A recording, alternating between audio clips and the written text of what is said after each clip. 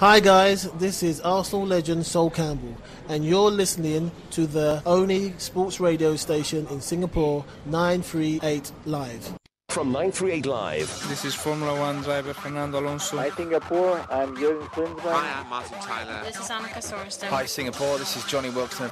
You're locked on to the best in sports. Cheers.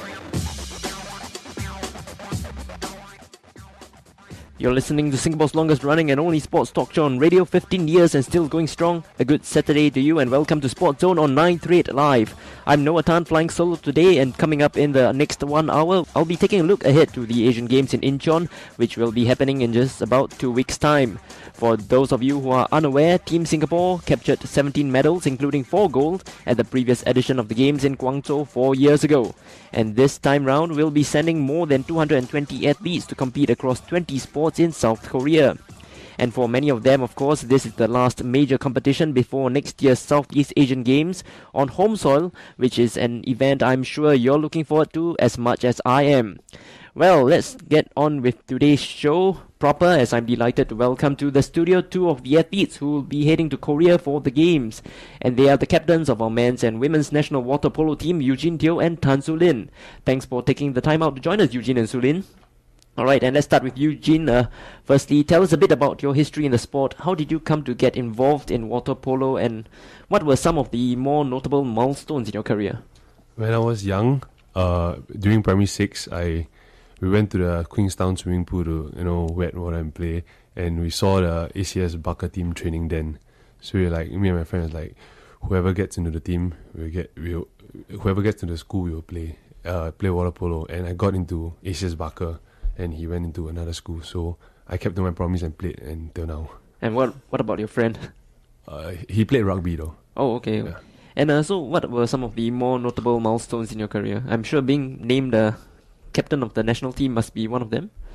Yeah, I was actually surprised as well because I didn't really take a very the responsible role in the team in the past when I was a junior, but the coach chose me as the captain, and it made me mature more, I guess, with this. Okay, and it's not too long to go before the start of the Asian Games. In fact, there's just about another 2 weeks to go before the opening ceremony. So what are your thoughts heading into the Games, and how have your preparations been like? I'm excited. Yeah, it's my second Asian Games, so we are there to try to do our best and make Singapore proud. For the preparations, we have been training every day, day in, day out. But we are very well prepared to face our opponents there. So did the team take part in any competitions as part of the preparations for the Asian Games? Only some of the young ones where they took part in the SEA Champs earlier this year. Yeah, that's about it. The senior teams we didn't. The last competition we had was SEA Games. Oh, so that was last year. Yeah. Well, okay. Why weren't there more competitions for you all? I think mainly there were not much funding to begin with, so we can't really go. We can't. Oh, we had. Some of the boys went to Commonwealth Championship. Oh, okay. Yeah, but I didn't go. That's why it didn't strike me at all. Because yeah. And okay, I understand the team has just come back from a training camp in Japan. So tell us a bit about that experience. Japan was really tiring. We went there for 10 days. We only had one hour off, to Each go day? out to Harajuku. That's all. So mainly all of us just went to eat. The rest were just training. We trained twice a day there, in the morning and in the evening. Okay, but why train in Japan? Why not just train right here in Singapore?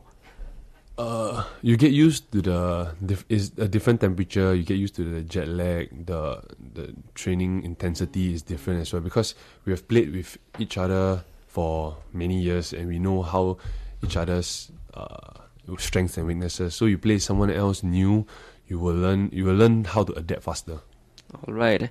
Okay, on to you now, Sulin. Your team, the women's team, won gold at this year's Southeast Asian Swimming Championships, which was held in the new OCBC Aquatic Centre. Do you think that victory will give the players a confidence boost, knowing that they are the champions of the region? It is always a great feeling to win in any competition. So other than this year's Southeast Asian Championships, the team also had the opportunity to participate in other regional competitions, with the most notable one being the 2011 SEA Games, in which women's water polo was newly introduced as an official event, and we brought home the gold medal. So with all these positive experiences at various regional platforms, they definitely serve as a great confidence boost for the players, and we are all highly motivated. Okay, and you all won gold at the SEA Games last year. And women's water polo was only introduced to the Asian Games in the 2010 edition. Only 4 teams participated then, but there will be 7 teams challenging for honours this year, including Singapore, of course. So are you pleased to see an increase in the number of competitors? Because, this means there's an increase in recognition for the women's game. Yes, definitely. In fact, women's water polo is one of the fastest growing sports in the world, and this trend is also evident both at the regional and Asian levels. 15 years ago, when our team was formed, Singapore appeared to be the only country within Southeast Asia to have a women's water polo team. And so we had to be very proactive in reaching out to our neighboring countries to start a women's team. And now there are 5 countries within Southeast Asia with women's water polo teams. At the Asian level, although powerhouses like China, Kazakhstan and Uzbekistan have a longer history in the sport, the foundation and development of the sport within Singapore and other Southeast Asian countries have progressed exponentially. Of course, this comes with an increase in recognition and awareness of the sport. So, wow. Singapore is like the pioneer for women's water polo. And I believe you were the one who helped start the national team all those years back. So are you proud of that achievement, seeing how the sport has grown? Like, does it give you a sense that, you're the pioneer, you're the one who started it, right? So how do you feel about that? I mean, it's a great feeling. We started off with only like 5 to 6 players, and now we have at least 30 players training regularly. So, it took us a lot of effort, and I can see that we've come really very far now. So I think all of us, especially the pioneering batch, we're definitely very proud of the achievement and where we are right now. Okay, and so the team will be making their debut in the Asian Games. So how do you feel at being able to lead the team out in such a prestigious event, knowing that you, as the captain, will be making history in the process?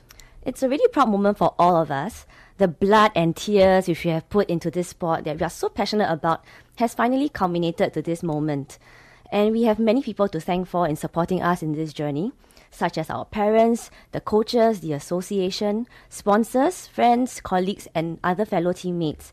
So I would say that it's because of all these people that we're able to be where we are now. And so on behalf of the team, I would actually like to give a big thank you to all of them. And we're really very honored to be able to represent the nation at these Asian Games. All right, excellent stuff. Okay, back to you, Eugene. Singapore, of course, the top water polo team in Southeast Asia. There's no question about that. 25 consecutive gold medals at the SEA Games. And of course, the team took the top prize again in Myanmar last year. You were there. So tell us, what did you all learn from last year's SEA Games? We have learned many things, one of which will be adapting to the referees, the environment, the crowd. And in every country it will be different. The referees will be different, the crowd will be different, you don't know what to expect. Even the competition venues, there will be much better quality, pools and stuff.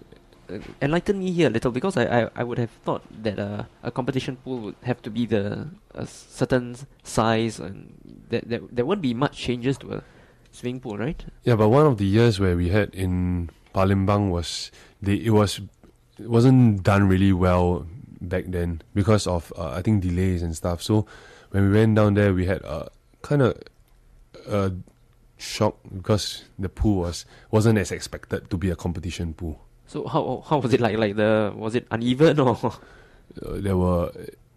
Had a lot of insects and stuff in there. You're listening to SportsZone on 938 Live, and today we are looking ahead and doing a preview for the Team Singapore contingent heading to Incheon for the upcoming Asian Games. And if you've just joined us, we've got the women's captain of the national water polo team, Lynn, as well as a male counterpart in Eugene Teo in the studio. Okay, Eugene, we left off with you. Let's continue again. Now, despite Singapore's dominance in the Southeast Asian region, we've not been able to replicate that success in the Asian Games.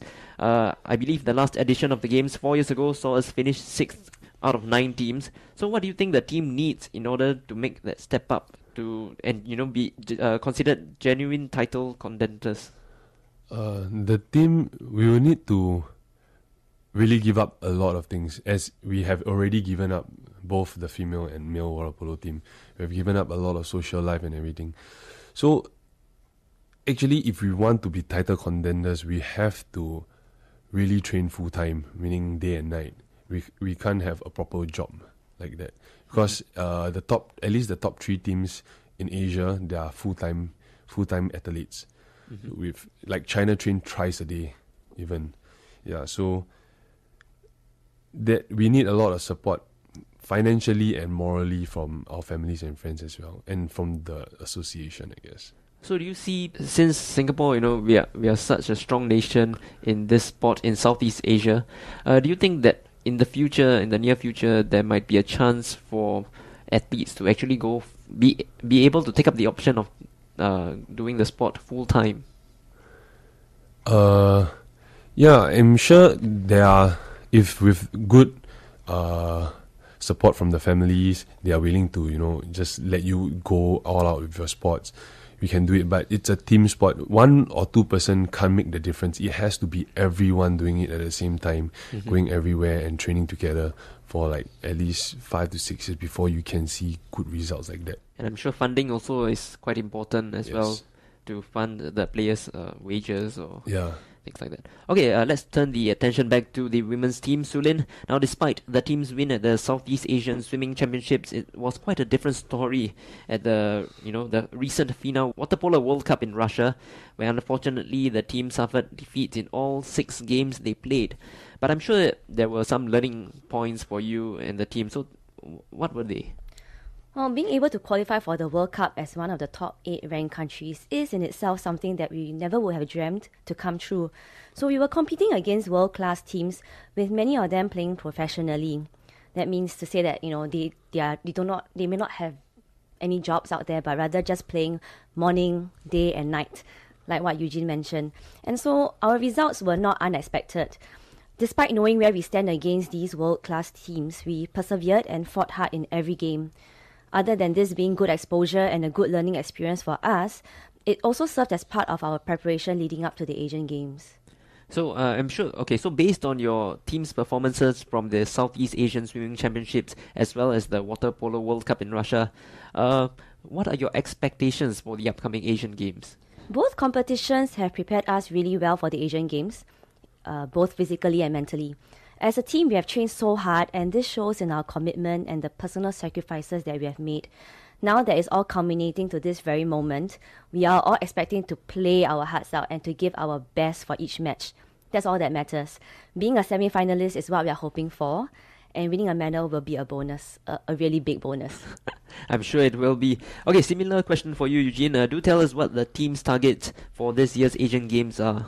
We are targeting to be 4th in these Asian Games. So a minimum of at least 4th. Yeah. Anything else is like Sulin said, is a bonus. It's a bonus.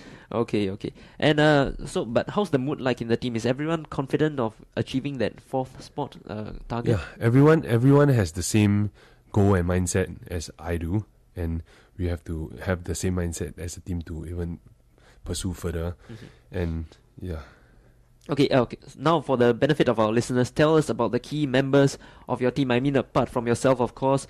Who are the other key players the Team Singapore fans should look out for? We have Lo Zizhi. He's the vice captain. He'll be playing more on the defensive role. Okay. Yeah, and we have Ip Yang. He was dubbed as the magician in the news before by our managers. Yeah, and another will be Sean. He's our youngest player, probably I think 19 this year. Yeah, and he has he's improved the most since in the recent years. Okay, and what about yourself?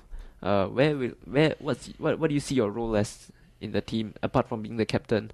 Are you gonna play in the offensive, defensive, or? I'm a centre forward, so my main job is in the offense, and I have to really come back and help out in the defense as well, because water polo is somewhat like basketball but more physical, because you go up and down. Everyone has to defend and attack at the same time. Do you have a personal target, like how many goals, how many you want to score, or? No, not as in we have to do it as a team because like the last SEA Games, what happened was I wasn't performing that well. So but the team came up together and they took the step forward and they did their job. So it's actually when it comes to water polo, if the team plays more drop back on me, meaning the outside has a lot more chances to shoot. Yeah. Okay. So what about you, Lynn? Are you and the rest of your teammates fully fit and prepared for the Asian Games? Any injuries we need to worry about? At the moment, we are all fully fit and well prepared. Ever since the 2011 SEA Games, we have set our sight in competing at the Asian level and knew that the Asian Games was our next big target. So since then, all our training preparation has led to this, and we're definitely all hyped up and raring to go. Okay, and we talked briefly in the earlier part of the show about the increasing recognition of the women's game internationally as well in the region. But what about locally? Has there been a significant increase in girls who are keen to take up the sport in recent years? And do you think there's enough being done to promote the women's game and enough support for the development? Locally, women's water polo has also recently been recognized in the school sports scene, and now the women's event is included in the inter-schools competitions. So having the support from the schools has definitely helped in promoting the sport, as it is important to start young, and this allows for more leeway to cultivate their talent and potential. This has also led to the development of the women's youth team, which comprises secondary and JC students. While the intended purpose of developing this team is to ensure a smooth succession for the national team, the challenge has always been in managing time between training and school. Similarly, for the more senior players, there is a need to juggle our time with work and family commitments. Okay, now before we wrap up the first part of the show, Eugene, tell us a bit about the rest of your competitors at the Asian Games. Which countries do you think will prove to be the biggest threats? The biggest threat to us will be Korea because it's their home ground and they have been good all the way. So they are a very fast and strong team. So that will be our biggest threat when we go down there for the fourth place. Okay, what about you, Lynn? I know China. You've met China in the Water Polo World Cup. Do you think they're quite a powerhouse as well? Do you think having played against them there will be an advantage for you? Well, China has always been a favourite to win the gold medal. So while our goal is to be able to beat them in the near future, they are a physically strong and fast team. They play professionally and train 3 times a day. Our team has also stepped up on training with double sessions on some days. But given the priority towards academic and work success, especially in our society, I would say that it will take us a lot more time to match up to China and other world-class teams. Having said all this, the girls continue to make time for training as they are also committed and dedicated to both the sport and the team. Okay, and that's all the time we have for you in part 1 of SportsZone. Coming up after the news, we'll continue our preview of the upcoming Asian Games in Incheon, as you'll hear from Team Singapore chef de mission Jessie Phua, as well as the athletes from the sport of bowling, fencing and athletics. So stay tuned because it's all happening right here on SportsZone, only on 938 Live. Hi, I'm Martin Tyler, English Premier League commentator. For all your football news, stay tuned to 938 Live.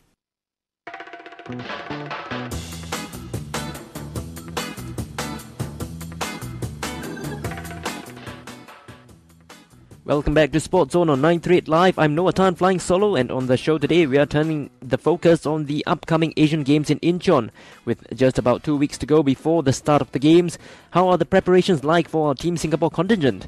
Now, in the first half of the show, we spoke to the men's and women's captains of the national water polo team in Eugene Teo and Tan Su Lin. And next up, we turn to athletics, and the Republic is sending a team of 13 to compete in the track and field event. That includes Mohammad Amirudin Jamal, who won a bronze medal in the men's 100-meter sprint at last year's SEA Games. Well, our sports reporter Raj Kumar spoke to 27-year-old Amirudin, and he first asked as to which events he'll be competing at the Asian Games. For the Asian Games, I will be running in 100 meters. For the 4x100 meters, Mr. Melvin Tan has not decided on a lineup as yet. I believe he's going to wait to see who's in the best form before naming his lineup at the Games. How many of the sprinters will be in contention for the relay? For the relay, I think it's going to be all 6 of us. So there's Alfie, me, Kelvin, Lee Cheng Wei, Gary, and Akin. And when you say Coach Melvin will make that decision, is he going to make that decision when you reach Incheon or just before you leave? believe he's going to make a decision in Incheon itself. Yeah, because just in case there's any last-minute hiccups, maybe injuries or anything. And we also need to see who's in the best shape at that point in time. Would you say that is a normal practice, considering that if you had like only the four of you, and as opposed to now the six of you have to train? Well, okay, so we've always had 6 of us training together. But in the past years, we've had many races in the course of the year. So we more or less knew what the best combination would be. This year was kind of weird because there were not a lot of competitions. Competitions tend to overlap each other. The Malaysian Open and the Hong Kong Open were at the same weekend, and then Vietnam Open took place at the same time as the Commonwealth Games. So we really didn't have a lot of races for us to sort things out. You mentioned you'll be competing in the century sprint and possibly even the 4x100 meters relay. Are those the same events which you competed in Scotland at the Commonwealth Games? The Commonwealth Games, I ran neither actually. I wasn't in good shape coming into the Commonwealth Games. And then for this 4x100 meters, I think Nakib was in better shape then. So Nakib ran the anchor for the 4x100 meters while I was just a reserve. So you were in Scotland, but you didn't compete. But are you doing anything different as you approach the Asian Games in another 2 weeks? Well, basically, there's nothing much different. After the Singapore Open, I went back to training twice a day to try and condition my body for the upcoming Asian Games. I guess the important thing to take away from the Commonwealth Games was actually the weather, because based on the weather forecast, I think Incheon is going to have a similar weather to Glasgow. And then it's going to be quite cold, 15 to 21 degrees, and then we learned that we have to probably take a bit longer to adapt to the weather there. So we're going to leave a bit earlier than the rest of the teams. Now, Amirudin, where are you expecting your toughest challenge to come from, speaking of the 100 meters sprint? For the 100 meters, it's always going to be the usual suspects. It's going to be the Japanese, some of the Middle Eastern guys. They're going to be close to running 10 flats or 10.1. So I think it's going to be the same usual suspects. And your current personal best? My current personal best is a 10.46. What is your personal target for the Asian Games? To be honest, it hasn't been a good year for me because I've had a lot of injuries this year, starting from the Achilles injury earlier in the year, after which I had my back shifted out a bit, causing me to have muscle spasms and I couldn't train and compete properly. So I believe if I can clock a 10.6, it will be a very good year for me actually. And of course, all this is building up towards when we host the SEA Games next June. Yeah, of course. So I'm quite glad that, in a sense, that I got injured this year rather than next. So at least I know how to, do all the injury prevention measures, all the necessary rehab methods, so that I will not face all these problems again next year. Now, what is the association, the Singapore Athletics Association, set for the athletics squad on the whole? And by that I mean just the runners. So the Asian Games, I think they're not expecting too much. I believe they expect the 4x100 guys to qualify for the finals. But they've not set any targets for us in terms of the individual events, I believe. I think they really want us to get as much experience as possible so that we'll be in better shape to contend for medals next year. And since you mentioned the SEA Games, has the association sort of already given you all a target to achieve? I think they have certain targets, but they're keeping them close to their chest. They're not mentioning it as yet. I think they don't want to put us under too much pressure for now. And that was Amirudin. He's one of the national sprinters. He was speaking to Raj, and we wish Amir and the rest of the team the very best. Well, meanwhile, I recently managed to catch up with the chef de mission for Team Singapore, the Team Singapore contingent, Jessie Phua. Jessie is, of course, no stranger to the role, as she was also the CDM for the Republic at the 2012 Olympic Games. And I first asked her what her expectations for the Republic at the Games were. I think it would be the expectation that all of us who are involved in the promotion of sport would love to see, that our athletes give it their all, try their very best. If their very best means new record, new personal best times. And the icing of the cake is, of course, if that also translates into medal, I think then that would be fantastic. But at all times, I really, really would like Singapore to come together and support our athletes and cheer them on, even if they don't medal, but that they have done their very best for the country. What more can we possibly ask for, right? So please, all Singapore, come together, cheer our athletes on, and if they have done their very best, congratulate them, celebrate that performance of theirs at the Incheon Asian Games. Okay, and this is not the first time that you're the chef de mission for Team Singapore. So how do you think your previous experience will help you in this year's Asian Games, especially in light of the swim cap fiasco at the Commonwealth Games? Oh, this seems to be a recurring nightmare. I don't think I want to specifically target, the swim cap incident. As you may be aware, when we had the flag presentation ceremony on Monday, we had, out of the 20 sports that were going to the Incheon Games, we had 10 sports that were late for the meeting. If it is one or two sports, I would have been quite prepared to, it's okay. It's probably, a lot of, reasons that amount to one or two sports being late. But to have half the field being late, that sent a sinking sensation to my heart. I asked myself if this is a reflection of the mindset of these team managers who are tasked to take care of the 227 athletes that are Incheon bound. That just won't do. So I thought it would be a good reminder to all officials that they are a very important component of Team Singapore going to Incheon. Just as we expect the athletes to do their very best, I don't think any less is expected of the officials. We also expect them to do their very best to give the support, their support to the athletes to the best of their ability. So rather than address just swim cap incident, I think it's a good wake-up call to all officials that please be mindful of what your duties are. Discharge it with, honor and distinction. Be indeed the proud member of Team Singapore that we expect you to be. With regards to that incident, do you think perhaps there's a certain sense of complacency set in the national sports associations, or for want of a better word, a lack of professionalism that is preventing sports in Singapore from reaching the next level? I don't want to try to second guess what's going on at behind closed doors at all the different NSAs. Sports in recent years have garnered so much attention, so much awareness, so much expectation. The bar has been raised, and we better match up or we should move out. It's very clear the expectations are very high. Every time our athletes go out, people expect them to medal, and rightly so. We've invested a lot of time. Athletes have sacrificed a lot of their precious years for the perfection of their art, So nothing less should be expected of the officials, which is why I did what I did on Monday. It is indeed a wake-up call. If you have not been up to the mark, there is still time for you to get your act together so that you will not let down the very people you're supposed to help. So I hope this message got through loud and clear.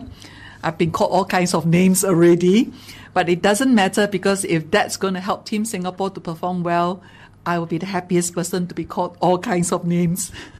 Okay, and can you give a general overview of how the athletes are feeling ahead of the games? What's the mood like in the Team Singapore camp? Generally, I can feel, the anxiety, of course, is there. But along with the anxiety, I also can feel this sense of excitement. There's a quiet confidence that the athletes are quietly confident that they will turn in some of their best performances, and that to me is really very uplifting, and I really look forward to being able to be there to support them and to see it all happen. And that was Jessie Phua, who's Team Singapore chef de mission at the upcoming Asian Games, speaking to me about how the contingent has been preparing ahead of the sporting event. Now, of course, Jessie made mention about the whole lack of about the team officials coming in late, and coupled with this, the swim cap fiasco at the Commonwealth Games, which is not the first time that administrative error has occurred. It's to me, I think the National Sports Associations in Singapore need to buck up and get the act together, because if not, the sports in Singapore, like I asked her, it will stagnate, and we won't be able to reach the heights that we have set ourselves.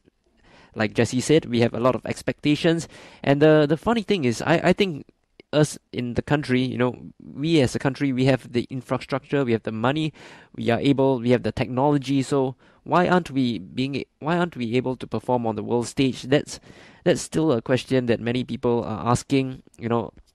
Eugene and Lynn were the men's and women's captain of the water polo team. They were talking about our athletes going full time, but it's why aren't people going full time? Because there's a lack of support, or is it just something more inherent in the National Sports Associations itself? Well, I can't speculate. Only those in the know would be able to give an honest answer.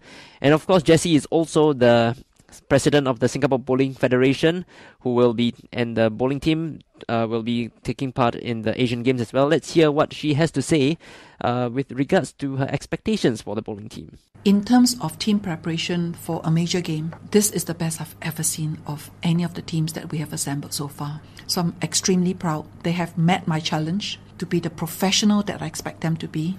So we just need Lady Luck to smile down a little bit on them, as we know the sport of bowling has a huge element of chance there. And if that does happen, they will return home one happy troopers. Now, on that note, it's time for a traffic update, and when we return, we'll hear from national bowler Shayna as well as fencer Liane Wong. So time now for Traffic Watch. Hey Singapore, this is former England striker Les Ferdinand. For all your football news, stay tuned to the best in sport on 938 Live. Welcome back to the final stretch on SportsZone as we continue our preview of the Asian Games in today's show. We've already heard from the athletes from water polo and athletics, as well as Team Singapore chef de mission for the Games, Jessie Phua. So let's now turn our attentions to another sport in bowling. 12 bowlers are set to challenge for honours at the regional event in about 2 weeks' time. This will also be the first major competition that new national head coach Remy Ong will oversee. But I recently managed to speak to national bowler and world champion Shayna, and I first asked her how preparations have been like for the bowling team heading to Incheon. So basically, training intensity has gone up, and last time we used to train 2 to 3 hours a day. Now we train 2 sessions of 3 hours. So we actually cover all aspects of a bowling game. Like, we cover strikes, different ways that we can strike, and also we cover spares, because people more often than not, they take spares for granted. And from spares we realized that we lost a lot of pin counts from the spares in the past. So this is actually one aspect that we are really, really drilling in every one of us, to make sure that our spares are really, really solid going into Asian Games. So as a team, I must say, we've been putting in our 100% at training every day, and trying to, like what Remy, our head coach, spoke just now at the press conference. He said that, we just try to cover every aspect possible. And of course, you're one of the most experienced players going to Incheon. Much will be expected of you. How are you handling the pressure? I try not to be affected by this. I mean, it is inevitable that people are going to have expectations on us, on not just myself but as the bowling team as a whole, especially with Jessie going in as the CDM. I mean, all these kind of things is inevitable, just like having pressure on the lanes itself. At the end of the day, I just have to tell myself to get used to it, because I can't run away from these expectations.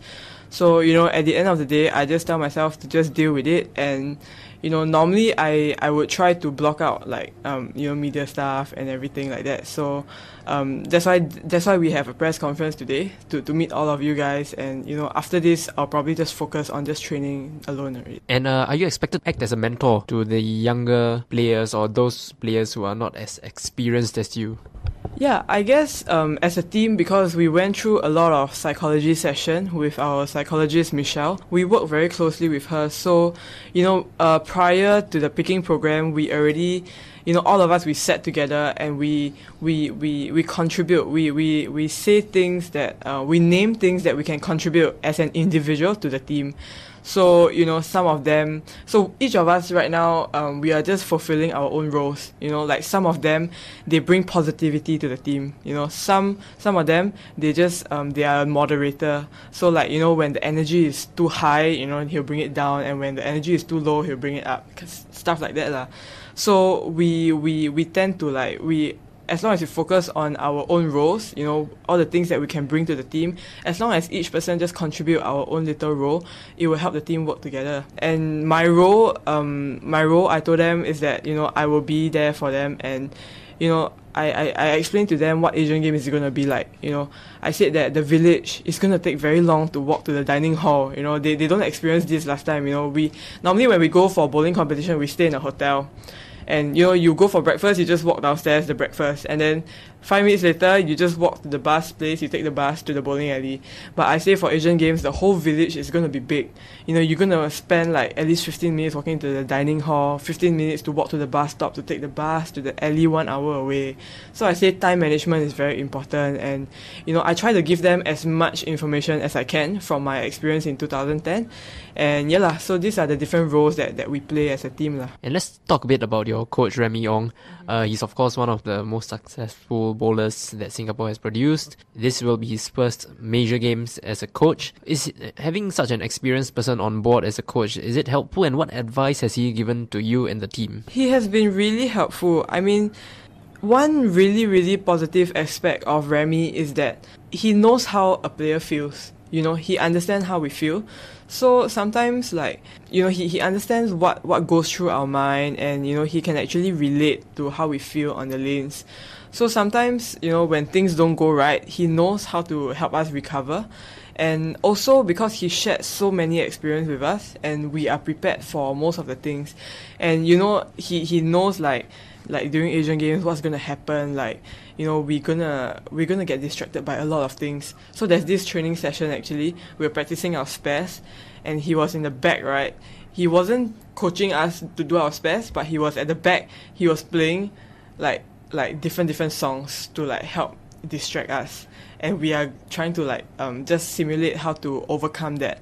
And then there's a certain point where he started playing different countries' national anthem, and then we're in our mind we kind of get frustrated, but also we learn how to cope with it. So I think these are his different strategies that he used, and I think it is really helpful for us. And that was national bowler Shayna Ng discussing how the team have been preparing themselves ahead of the trip to South Korea.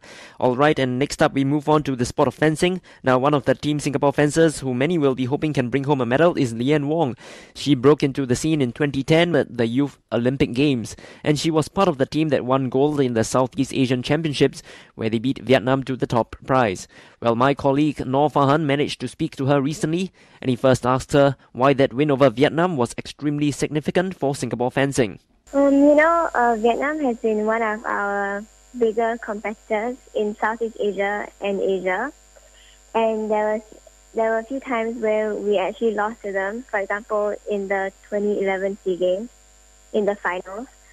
So this win was especially important because it gave us a lot of confidence, and we actually beat them again recently at the Asian Fencing Championship. So the fact that we beat them twice in a row really boosted our morale and confidence, and we feel that together as a team we are also growing and getting better.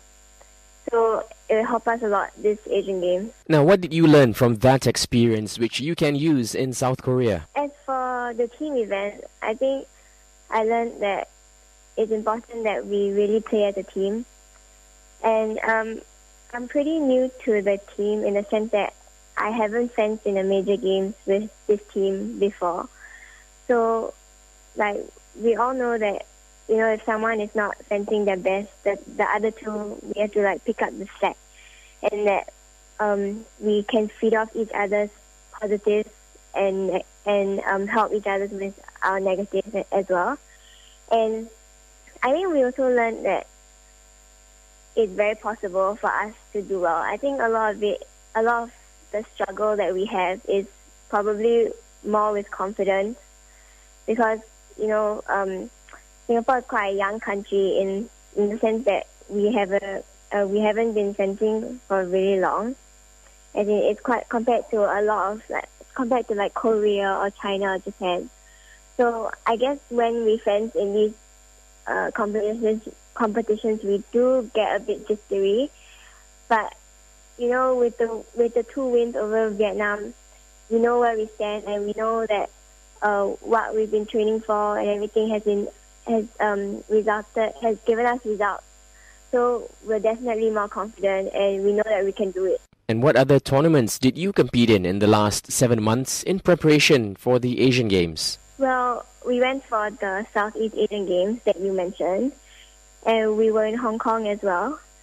And I went to Bulgaria and Copenhagen, and recently we were all in South Korea, which was the Asian fencing champs. So the competitors in that competition are pretty much the same competitors that we'll face at Asian Games. So it's a really good preparation competition.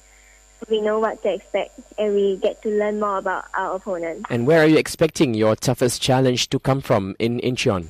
Well, I would say the Koreans, because they're currently ranked number 1. They will be the hardest to beat. But in terms of for our team event, like our main competitors right now will be the Hong Kong team, because we usually fence them to determine whether we get a spot in the semi-final. Having finished in the top 8 at the YOG in 2010, what's your personal target for the 2 events, which you will be competing in 3 weeks' time? I think for the individual, a top 8 finish would be pretty sweet. I've never fenced in the Asian Games, so I know who the competitors are, but I think the environment will be totally different, so I'm not sure what to expect. But I'm hoping for a top 8 finish if everything goes well. And that was national fencer Liane Wong speaking to Noor Farhan with regards to her preparations for the Asian Games. Well, that's all the time we have for you on SportsZone. So a big thank you to all the Team Singapore athletes and officials who took the time out to speak to us. And we wish all the athletes at Team Singapore all the very best for the Asian Games as well as next year's SEA Games. We'll be doing a preview for that in the next few months or so. So till the next time on SportsZone, I'm Noah Tan, and take care and bye for now.